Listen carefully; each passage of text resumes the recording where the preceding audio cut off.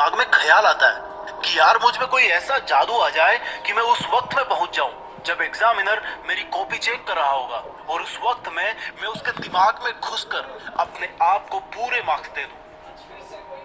अगर ऐसा होगा तो मैं पूरी साल भर मेहनत करने से बच जाऊंगा और पूरे साल मस्ती मार के सबसे ज्यादा मार्क्स ले आऊंगा। कोई तो ऐसा महामंत्र होगा जिसका हमेशा जप करके मैं असंभव को संभव बना दूं और मेरी पढ़ाई में सबसे ज्यादा मार्क्स ले आऊं। चलो आज मैं तुम्हें वो महामंत्र बताने वाला हूँ जिसको हमेशा 3 मिनट सुन के तुम्हारे अंदर आग नहीं पैदा हुई तो चैनल छोड़ के चले जाना, लेकिन अगर दिल में कुछ कर गुजरने की आग जल गई तो इसी वक्त से कम ये उम्मीद करना छोड़ देना कि तुझे ऐसा कोई महामंत्र मिलने वाला है। क्योंकि अगर इंसान के पास ऐसा कोई महामंत्र होता कि वो बिना कुछ करे सब कुछ हासिल कर ले तो आज सड़क पे कोई मजदूरी नहीं कर रहा होता, इतनी ठंड में खेतों में कोई किसान अपनी फसल की सिंचाई नहीं कर रहा होता।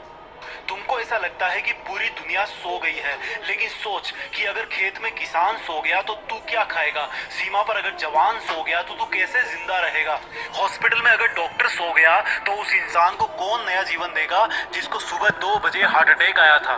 वो ट्रेन आगे कैसे बढ़ेगी जिसको एक सुनसान सफर में एक लोको पायलट चला रहा है। और सुनो, तुम भी तो लाइफ में कुछ बनने के सपने देखते हो ना, कोई डॉक्टर बनने के सपने देखता है तो कोई आर्मी में जाने के सपने देखता है। तो सोचो, तुम्हें अगर वो सपनों की दुनिया मिल गई तो क्या उसमें तुम्हें कोई जिम्मेदारी नहीं मिलेगी? तो क्या तुम अभी कोई जिम्मेदारी नहीं उठा सकते?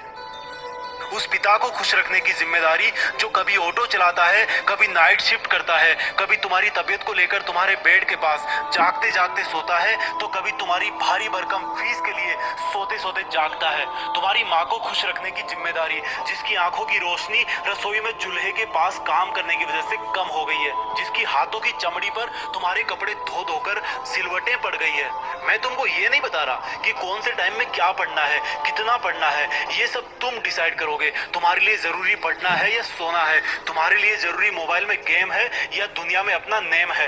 अब तुम डिसाइड करो कि कुछ दिन की मेहनत से जिंदगी भर की खुशी चाहिए या थोड़े से आलस की वजह से जिंदगी भर का अफसोस चाहिए। और अगर जवाब पॉजिटिव आए तो उठना और शुरू करना, देश में अपना नहीं बल्कि दुनिया में देश का नाम करना। जय हिंद।